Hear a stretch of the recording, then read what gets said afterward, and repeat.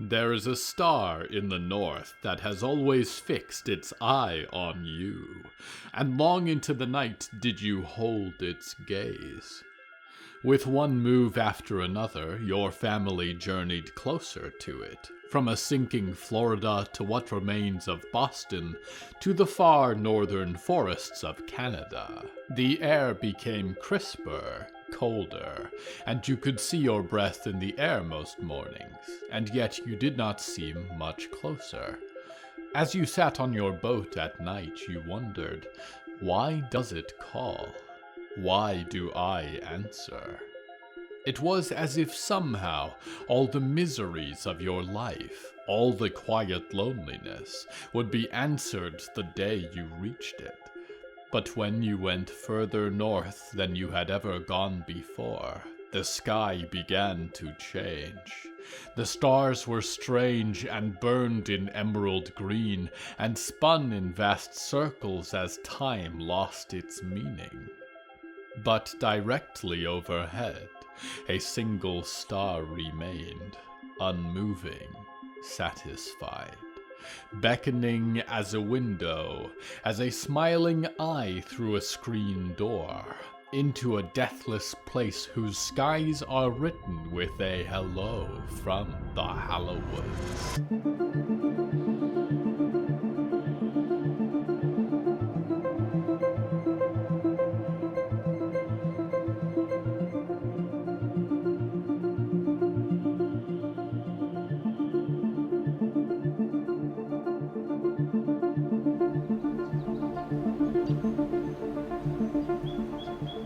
Right now, I'm sitting in a splintered chair on the porch of a log cabin. It sits in the northern end of the stumps.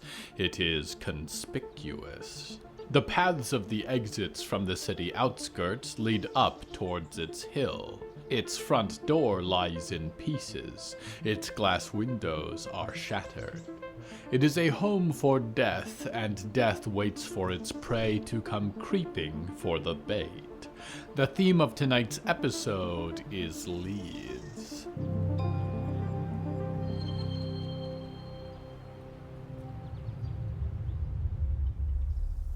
Shelby could hear Riot and Russell working outside, rustling in the distance.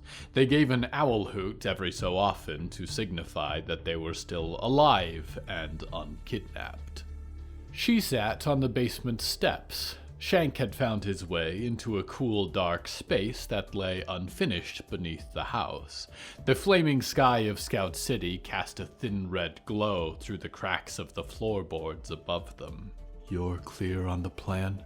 she said, gritting her teeth as she pulled the crossbow against her body.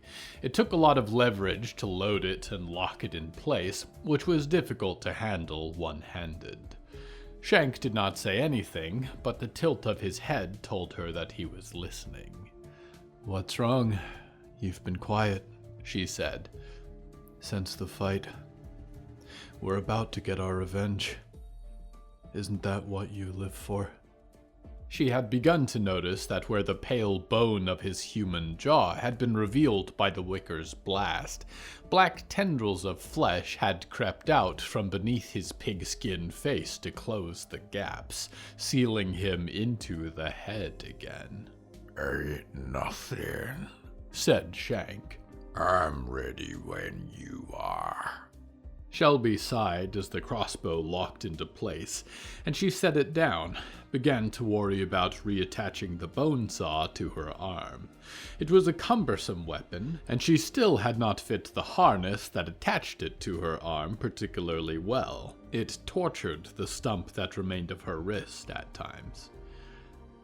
"I can't imagine you're nervous about the quartet," she said. "Or about killing. Did something come up during the fight?" "Don't want to talk about it," Shank said. "Or are you worried about what comes after?" said Shelby. "You felt that, didn't you?" Here she touched her jaw. "There's nothing left under there. How is the witch going to remove the mask without... Stop trying to get in my head, Shank hissed, and immediately he was across the basement steps creaking under his weight. His pig-toothed face was inches from hers. There ain't but only room for one of us in here. Why do you give a shit? Shelby met his gaze, frowned at the deathly vapor of his breath. Old habit, she said. When you work with someone, tracking down murderers, facing death at every turn, you need to make sure you can rely on them. You have to trust that when everything else goes to hell, they'll pull their weight when it counts. And I don't know what's going through your head right now. No, Shank breathed, and then withdrew a few paces down the stairs. And you never will. No complaints from me, said Shelby, wincing as she cinched the strap of her saw. Because after this, I'm getting out of the business, and you'll leave Scout City forever, and that will be the end of it. Yeah, said Shank, shaking the soil of the basement as he sat back down. What about you? You gonna take your mask off? Shelby said nothing, only raised an eyebrow at him, questioning. I seen what you look like every time you see your little Clementine, Shank said, and she didn't like the humor seething in his corpse. Does it make you sad? Makes you wanna cry that she don't remember you none? Don't know who the hell you are? When the work is done, you gonna break down and scream and whine like a newborn runt. Shelby glared at him. Fuck you, she said. He unveiled 2 rubber-gloved middle fingers in response. Shelby looked up to the ceiling and squinted. The calls have stopped, she said. It's time. In case I don't see you before you leave, well. Yup, said Shank and shrugged.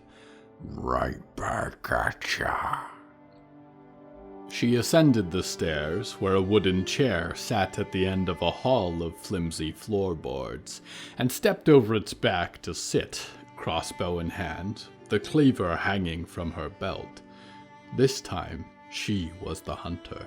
She'd hidden well, disguised in the forest, waiting to see how close they'd get before she lunged for the kill.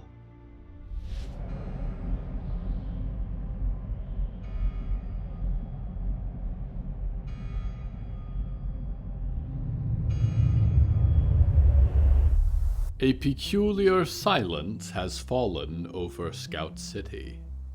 It is not peace, as the disaster is not gone. Each time it seems as though the fire has relinquished its hold on one neighborhood, news arrives that it has secretly spread into another. It is the silence of the community, volunteers dead on their feet after hours of running, no longer screaming and calling as they toss their buckets of water against the blaze. It is the uneasy tension of crowds packed into emergency caverns, wondering if even now the instrumentalist killers might be among them, whether they would notice a knife in their ribs before it was too late. It is the silence of 5 a.m. It is the silence of the hunters, resting their eyes for a moment before they move. It is the silence of the hunted, waiting with bated breath for the first strike. It is the silence of a fire, embers drifting up so high they almost touch the great dry canopy of leaves in Scout City. We go now to a dreamer.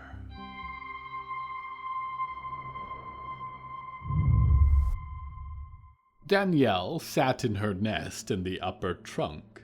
The lounge hung out over the bows of Scout City, and through its glass windows she could peer down at the movements of lights and crowds below. The heat of the day had remained almost unbearable into the night, and that was before the fire that was clearly loose in the city. With the clamoring noise that echoed up from the street outside, it seemed like no one was getting sleep in Scout City tonight. There was a creak of her apartment's street-side window opening, and she backed away from the glass to peek over the edge of the lounge pit across the floor of her apartment. "Hello?" she said. A moment later, she could make out Diggory's tall black boots stepping into view as they pulled the window shut behind them and strode into her kitchen. "Diggory," she said, "what's going on? Is everything all right?" "Oh, there is much to discuss, Danielle," Diggory said, and they came over to sit on the kitchen floor, legs dangling down into the cushions of the lounge. Danielle was bleary-eyed, hair a tangle, wearing only a robe and her rose embrace, and in comparison to Diggory she seemed put together. Their black jacket was scuffed with burn marks, pockets of blistering in the material, and their hair was in a mat across their face, which they put their long claws up to cover. "It has been, as you would say, a night." "Are you okay? Do you need anything?" said Danielle. Diggory frowned. "I never do," they said. "I thought I'd ask, though," said Danielle. "Give me the rundown."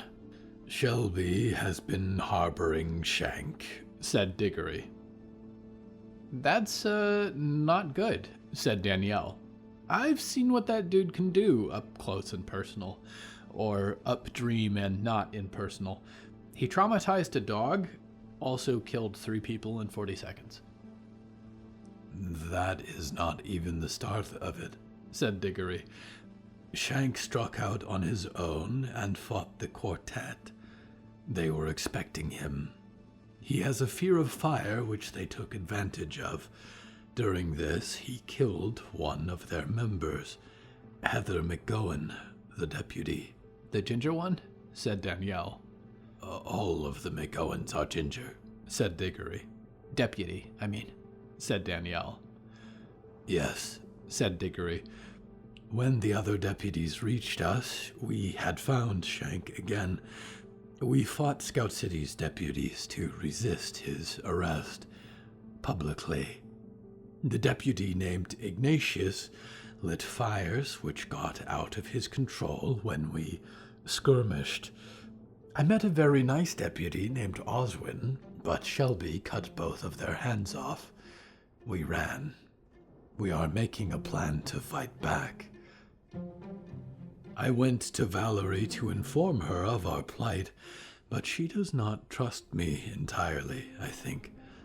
Everyone else is gathering at a cabin in the north end of the stumps. We are luring the quartet out there. We are going to try and finish their reign of terror tonight." Said Danielle. "Like, kill them?" "That seems likely," said Diggory. "Good," said Danielle, shaking her head. "I'm just... wow. What do you need me to do? Go with you? I can do that. Just let me get my shoes."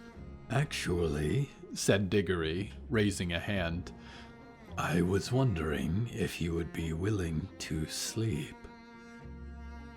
"Let me guess," said Danielle.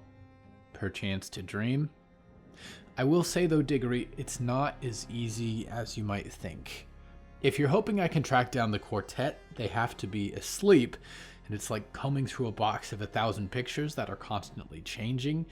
People might dream of violent things, but it doesn't mean they're serial killers, and the quartet members might not have anything on the surface to make them suspicious. Delving deep into every Scout City resident's memory would take like a year and a half.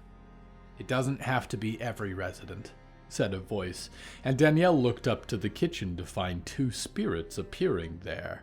Percy with his dark eyes watching her intently, and Ratty waving at her with a wink. "We have names."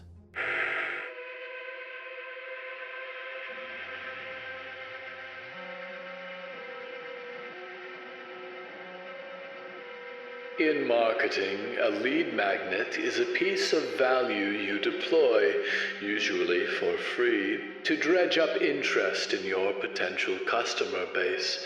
But in order to get the lead magnet, the customer just has to jump through one little hoop.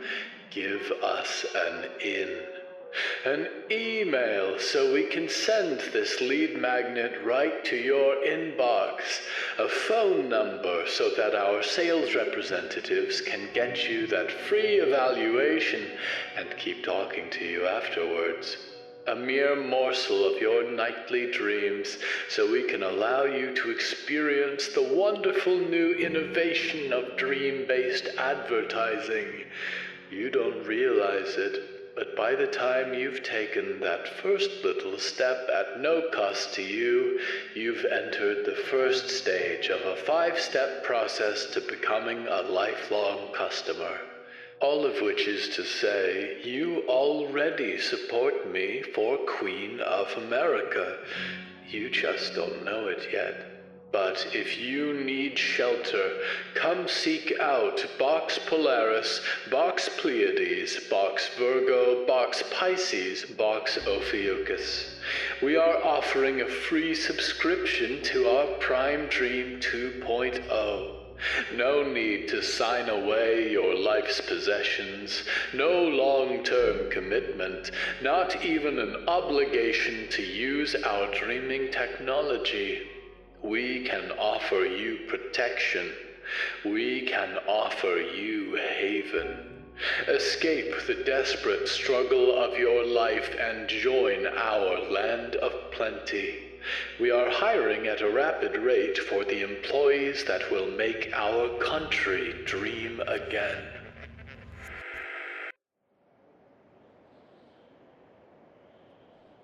If you are really seeking a decent, well-paying job, I hear there is still a donut place around with good hours and free lunch for employees. We return now to Danielle O'Hara.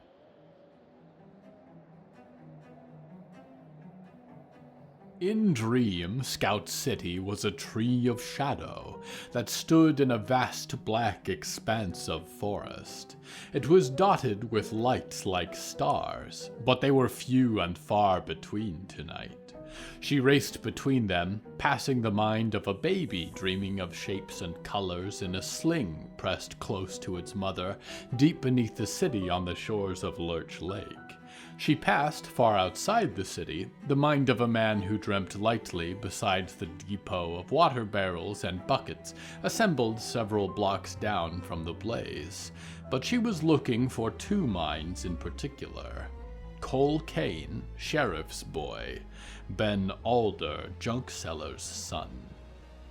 When she found Cole, it was further out from Scout City than she'd expected, nearly half a mile outside the stumps, lying on the forest floor, unconscious. Ratty had mentioned they'd fought.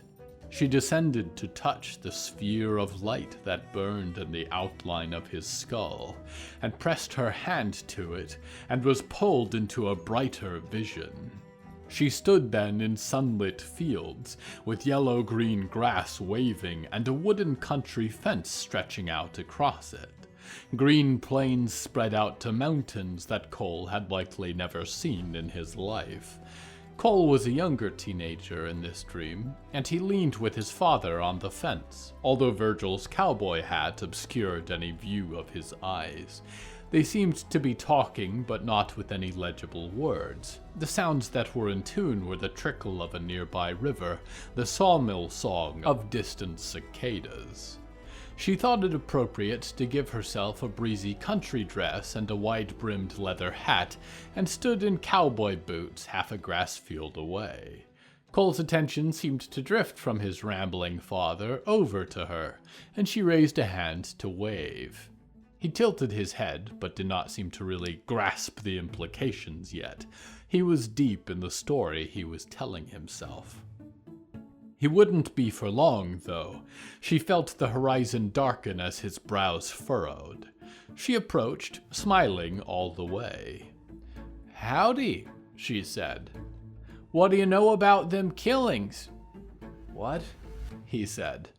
But by the time she had reached him, and her hand had gotten a hold of his blonde head in an instant, and she was into his head properly.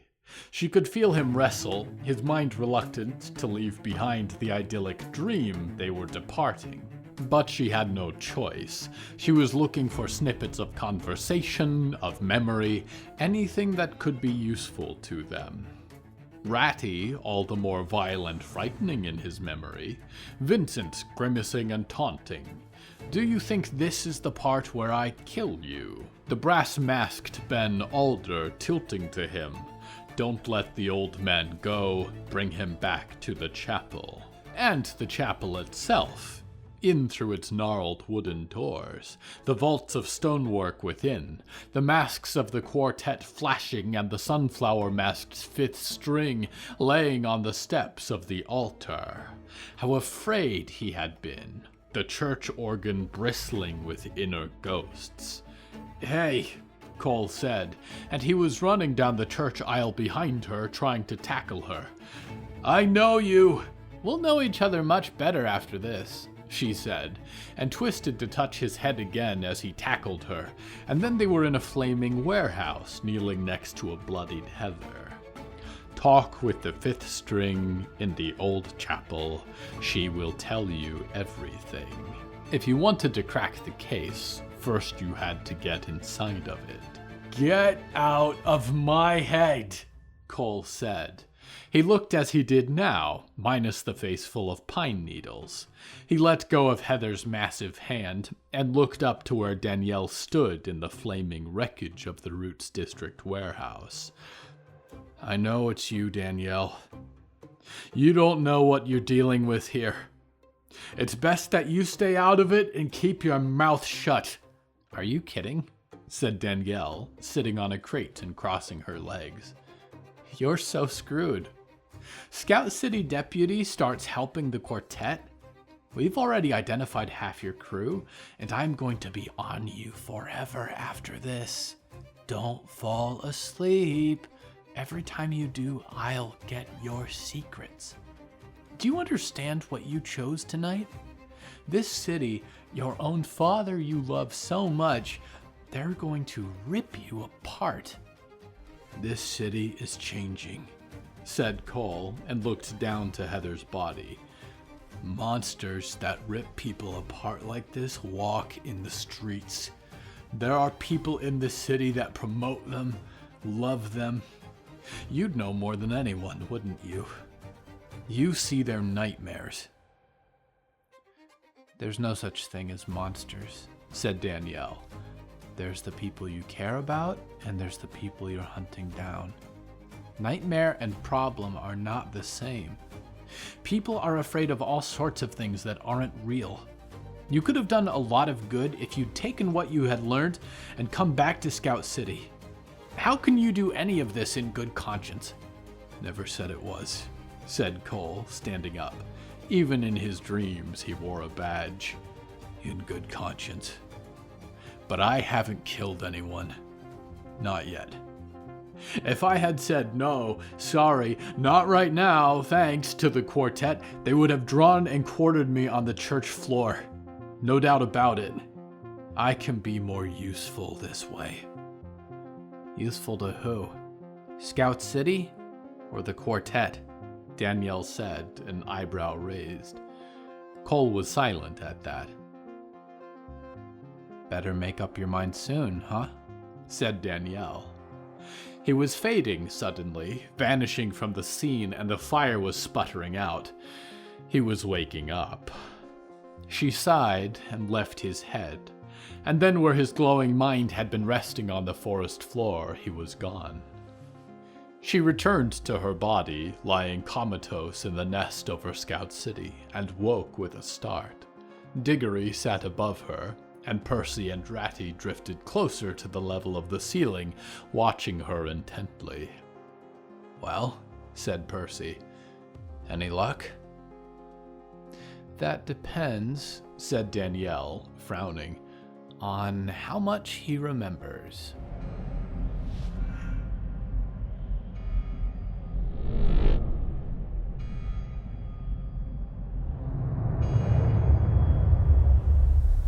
I am fascinated, Dreamer, by the method that Sirensire has established to guide the hands of the Council of Heavens.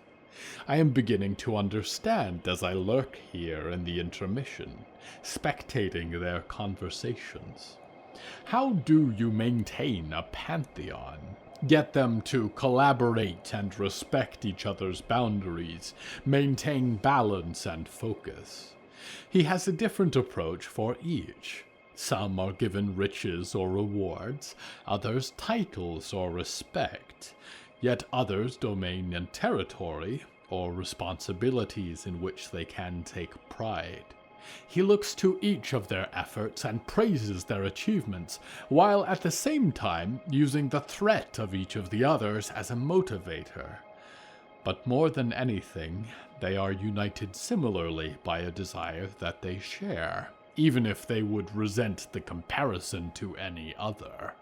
Ethelzeph with their wind and storms, Olbsalolb with his elemental concoctions, Zizixis with her experiments with life and the void, Tolshatol with his love of suns and stars. Even Skrikascry, I have to expect to a lesser degree. They each take pride in their creation, and are given by Sirensire the opportunity to practice their art to its highest degree, receive glory and accolade for their unique craft. In a kinder universe, perhaps there would be one more member of the Council, one who filled the universe with life and brought its endings to a close. I exclude Noptilnopt from this list, as I do not know yet what motivates him, or why he is here. But time will tell. I intend to speak with him again, and get to know him better. We go now to one who takes risks for his friends.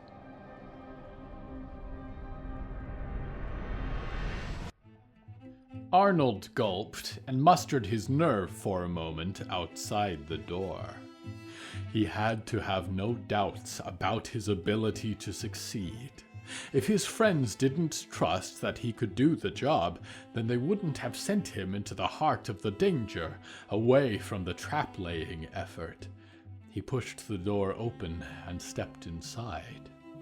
The offices of the Scout City Almanac were alive with lights and ringing bells, and a half-dozen people whirled around the space from desk to desk, writing, transporting stacks of paper and trolleys laden with vials of ink, and at the far end of the room, the massive black fungus convulsed within its glass enclosure like a beating heart, pumping a thick black substance into golden gutters which fed the ink refinery.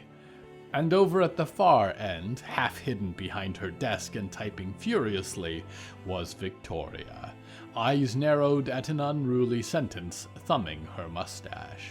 She was as well dressed as ever, baggy white sleeves over a purple and crimson satin vest, and the steaming cup at the edge of her desk said that she was putting off sleep as long as possible. The chaos of the writing room moved around him, stacks of paper wobbling in one writer's arms, 2 cups of coffee nearly spilling out of the hands of an editor, as he passed through it over to her desk, but no one stopped him. There were more exciting things to hold their attention than Arnold Eggers. He came to the edge of her desk and stood there for a moment. She did not look up to him. He went to clear his throat, except instead of a quiet and phlegmatic harumph, an explosively loud noise emanated from his lower chest, and he felt strange inflations along his neck and clavicles. He covered his mouth, but by then there were a few long moments of silence where the entire office was still, and Victoria stared up at him, brows furrowed over her golden eyes. "Arnold?" she said. Hi, Victoria. Long time no see, can we talk? He managed. Arnold, it's nice to see you, but if you haven't noticed, Scout City is on fire and having a bit of an emergency, and the news could literally mean life and death for people, so we really have to keep it moving, Victoria said. Lips pursed, but there was a mote of curiosity in her eyes too. Why did you come here at 4 a.m? Is it true that the groundskeepers were part of the confrontation with the deputies that incited all of this? Arnold took his groundskeeper's hat off and wiped his grimy brow. Yeah, he said. I was there when Ignatius started the fires. Is it true that the Scout City groundskeepers were protecting Shank, the instrumentalist killer, during that confrontation? Victoria said, and Arnold noticed her hands had moved away from the typewriter to a pad and pencil. Victoria, I'd like to talk to you alone, Arnold repeated, glancing around to the other staff, who eyed him hungrily. But yes, kind of, but again, we didn't start any fires. It was Ignatius and the deputies that... Is it true that Ignatius had complete control of the flames until he was thrown into a building by Shank? Said Victoria. The exact circumstances regarding how the fire began are being compiled into our report, but there's a good deal of variance in eyewitnesses. I know how reliable you are. I am, Arnold said, far too loudly, and then grit his teeth. I am reliable. And I came here to reliably tell you that if you really want answers about the instrumentalist killers and everything that's going on, go to the old Accordi place, north end of the stumps. Then you can see for yourself. Victoria studied him and set her pen down. Arnold, she said, what's going on? What do you know? You know, there's one question you haven't asked me at all, and it's, how are you, Arnold? I heard a guy threw fireballs at you tonight. I'm glad you're okay, said Arnold. That last one isn't a question, I guess, but it's what I would be asking you if you had come in here after fighting a guy who throws fireballs, and it was my job to write the papers. But I, and a lot of other people, are putting ourselves in danger tonight, and all I came here to do is ask you to do your job that you care so much about. Tell people what's really happening. Victoria stared up at him, open-mouthed, and could not seem to find anything sharp to say. He turned and ignored that she and her protests followed him as he left the office, and stopped only once by the end. There was a bald, wrinkly little man with thick, round glasses staring up at him. I'd prepare for a longer obituary section than usual tomorrow, said Arnold, and then departed. As soon as he was out of sight of the office windows, he took a large bound upwards and hung 20 feet up the side of the lower trunk's wall of windows and bark surface until he saw Victoria in her long black raincoat and fedora pass beneath him, moving out quickly towards the crowds beyond. Well, the wolf is on the hunt, he thought. Now to hope she catches the right pig.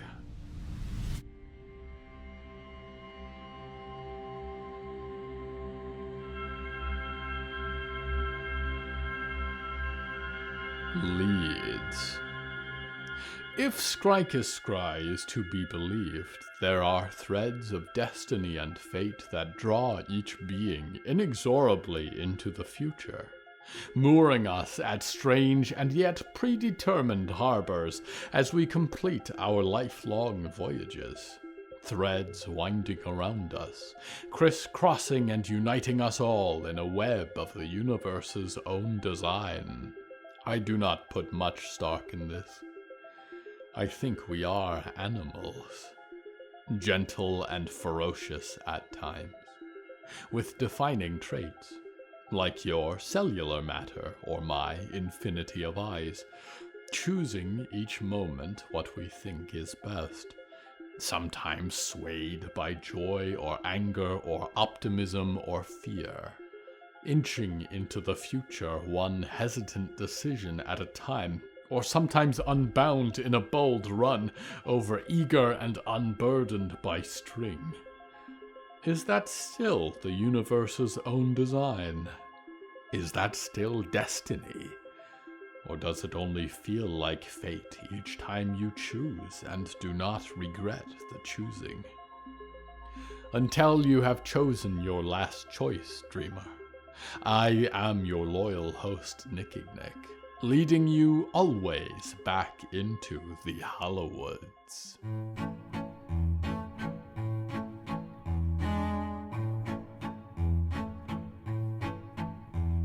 Hello from the Hallowoods is written and produced by William A. Wellman. Hello, that's me. If you enjoyed this show, please don't forget to follow it and share it with a friend. The bonus story that goes with this episode is called After Images and is available on the show's Patreon at patreon.com/Hallowoods. Because we operate without ads or sponsors, our supporters are all that keeps the show going. Plus, supporters get weekly bonus stories, access to our weekly Q&A livestream, behind-the-scenes content, exclusive merch, and even more. Merchandise and episode transcripts are available at hellofromthehallowoods.com.